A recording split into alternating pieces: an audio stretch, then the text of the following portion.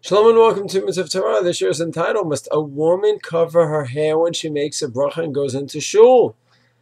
Yes, I'm talking about even a single woman. Must a woman, married or single, cover her hair when she makes a bracha and goes into Shul? You say, what kind of thing is that? Who ever heard of a single woman covering her hair at all? And covering for a bracha? Do you ever hear such a thing? In the Stark schools, in the Dati Lumish, strong schools, in Har Bracha, and the Haredi school, Hasidic schools, Eidut HaMizrach. They take the strongest Beit Yaakov type schools in the world in any of our holy tribes. Ever see such a thing? So what's the question? The question's a good question. Because the Shulchan Aruch writes in Orach Chaim Tzadi Aleph, Seif Gimel, Yesh Omrim She'asor Lahotzi Azkara Mipiv Barosh Mugala. You cannot say God's name with an uncovered head. And so too, those who say you cannot go into shul with an uncovered head. It says an open halach of the Shulchan Aruch. You say that's only for men. Where do you see that an isser, a prohibition, is only for men?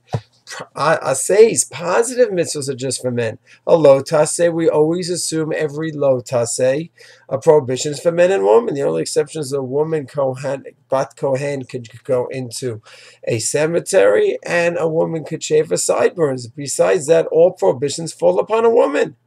So therefore, maybe we should go ahead, start something new, and have all Jewish girls cover their hair when they make a bracha. But we don't see that. So the Tzitz Eliezer in Chelek Yud Be, in the 12th volume of the Tzitz Eliezer, Siman Yudal discusses and brings down those from Tunisia and Jerba who were careful to have the woman, the single girls, even cover their hair when they make a bracha and they go into shul because of that Shulchan Aruch. There's the Shulchan Aruch. And they say, we follow the Shulchan Aruch. However, the Tzitz Eliezer says that it's not simple.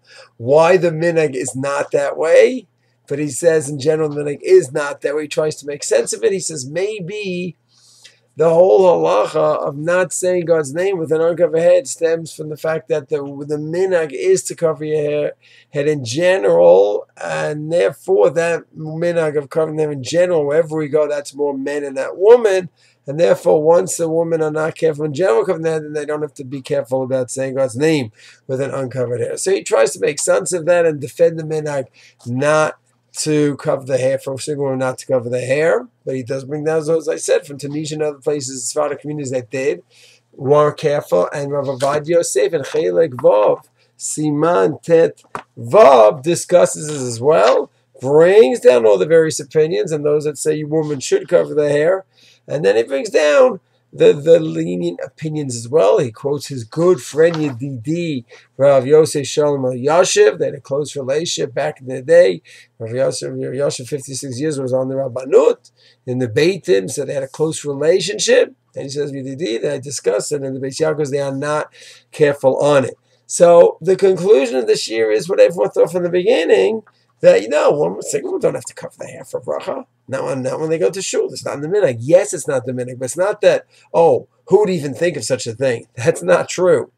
The simple pshat in the Shulchan Aruch is that it's an isser to say a bracha without covering your hair. The simple pshat in the Shulchan Aruch is that applies to men and women, single or married.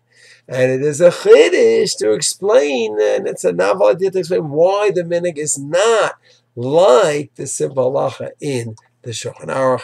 Shalom.